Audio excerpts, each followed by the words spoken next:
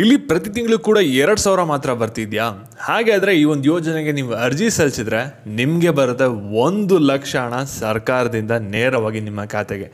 ಹಾಗಾದರೆ ಈ ಒಂದು ಯೋಜನೆ ಯಾವುದು? ನಾವು ಕೂಡ ಈ ಒಂದು ಯೋಜನೆಗೆ ಅರ್ಜಿ ಸಲ್ಲಿಸ್ಬೋದಾ? ಏನೇನು ಡಾಕ್ಯುಮೆಂಟ್ಸ್ ಬೇಕು?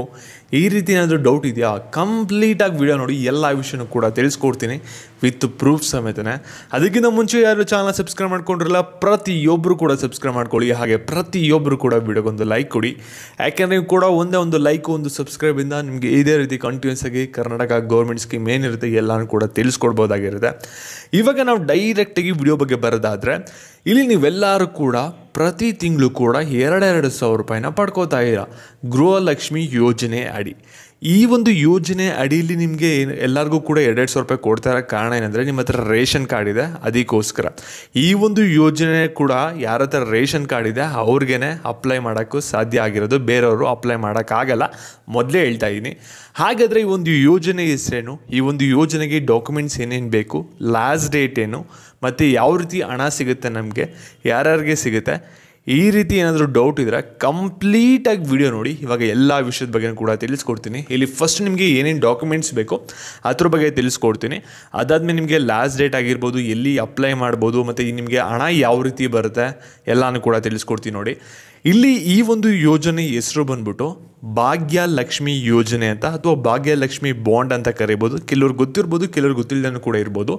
ಈ ಒಂದು ಯೋಜನೆಗೆ ಅರ್ಜಿ ಸಲ್ಲಿಸೋಕ್ಕೆ ಇಲ್ಲಿ ನಿಮಗೆ ಏನೇನು ಡಾಕ್ಯುಮೆಂಟ್ಸ್ ಬೇಕು ಅಂದರೆ, ಇಲ್ಲಿ ಬರ್ತ್ ಸರ್ಟಿಫಿಕೇಟ್ ಬೇಕು ಗರ್ಲ್ ಚೈಲ್ಡು, ಮತ್ತು ಒಂದು BPL ರೇಷನ್ ಕಾರ್ಡ್ ಬೇಕಾಗುತ್ತೆ, ಮತ್ತು ಪೇರೆಂಟ್ಸು ಮತ್ತು ಮಗು ಇರೋದು ಒಂದು ಫೋಟೋ ಬೇಕಾಗುತ್ತೆ, ಮತ್ತು ಮಗುದು ಒಂದು ಆಧಾರ್ ಕಾರ್ಡ್ ಬೇಕಾಗುತ್ತೆ, ಒಂದು ಮ್ಯಾರೇಜ್ ಸರ್ಟಿಫಿಕೇಟ್ ಬೇಕಾಗುತ್ತೆ, ಮತ್ತು ಚೈಲ್ಡ್ ಅಂಡರ್ ಸ್ಕೀಮಲ್ಲಿ ಏನು ಬರುತ್ತೆ ಒಂದು ಫ್ಯಾಮಿಲಿ ಪ್ಲಾನಿಂಗ್ ಸರ್ಟಿಫಿಕೇಟು ಕೂಡ ಬೇಕಾಗುತ್ತೆ. ಈ ಒಂದು ಯೋಜನೆ ಯಾವ ರೀತಿ ವರ್ಕ್ ಆಗುತ್ತೆ ಅಂದರೆ, ಇಲ್ಲಿ ಹೆಣ್ಣು ಮಗು ಯಾರಿಗೆ ಇರುತ್ತೆ 1 ವರ್ಷ 2 ವರ್ಷ ಇದ್ದಾಗ ಮಾತ್ರ ನೀವು ಈ ಒಂದು ಯೋಜನೆದು ಅರ್ಜಿ ಹಾಕೋಕ್ಕೆ ಸಾಧ್ಯ. ಯಾಕೆ ಅಂದರೆ ಇಲ್ಲಿ ಸರ್ಕಾರದವ್ರು ಏನು ಮಾಡ್ತಾರೆ ಅಂದರೆ, ನೀವು ಭಾಗ್ಯಲಕ್ಷ್ಮಿ ಬಾಂಡ್ನ ಮಾಡಿಸಿದಾಗ ಪ್ರತಿ ವರ್ಷವೂ ಕೂಡ ಹೆಣ್ಣು ಮಕ್ಕಳು ಏನಿರ್ತಾರಲ್ಲ ಮಗು ಖಾತೆಗೆ ಪ್ರತಿ ವರ್ಷವೂ ಕೂಡ 3,000 ರೂಪಾಯಿನ ಹಾಕೋ ಬರ್ತಾರೆ, ಅವ್ರಿಗೆ 21 ವರ್ಷ ಆಗೋವರೆಗೂ ಕೂಡ. ಅದಾದಮೇಲೆ ಏನು ಮಾಡ್ತಾರೆ ಅಂದರೆ, ಆ ಅಮೌಂಟಿಗೂ ಮತ್ತು ಇಂಟ್ರೆಸ್ಟ್ ಸೇರಿಸಿ ಇಲ್ಲಿ 21 ವರ್ಷ ಆದಮೇಲೆ ಇವಾಗ 1,00,000 ರೂಪಾಯಿನ ಉಚಿತವಾಗಿ ಕೊಡ್ತಾರೆ.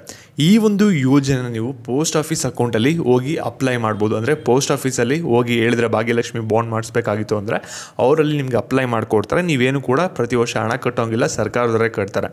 ಆದರೆ ಕಂಡೀಷನ್ಸ್ ಏನಿದೆ ಅಂದರೆ, ಇಲ್ಲಿ ನಿಮ್ಮ ಹತ್ರ ರೇಷನ್ ಕಾರ್ಡ್ ಇರಲೇಬೇಕು, ಅದು ಕೂಡ BPL ರೇಷನ್ ಕಾರ್ಡ್ ಇರಬೇಕು, ಮತ್ತು ನಿಮ್ಮ ಮಗುಗೆ ಕೇವಲ 1 ವರ್ಷ ಅಥವಾ 2 ವರ್ಷ ಅದ್ರ ಒಳಗಡೆ ಇದ್ದರೆ ಮಾತ್ರ ನೀವು ಅಪ್ಲೈ ಮಾಡೋಕ್ಕಾಗೋದು. ಒಂದು ಫ್ಯಾಮಿಲಿಯಿಂದ 2 ಹೆಣ್ಮಕ್ಳುಗಳಿಗೆ ಮಾತ್ರ ಅಪ್ಲೈ ಮಾಡ್ಬೋದು.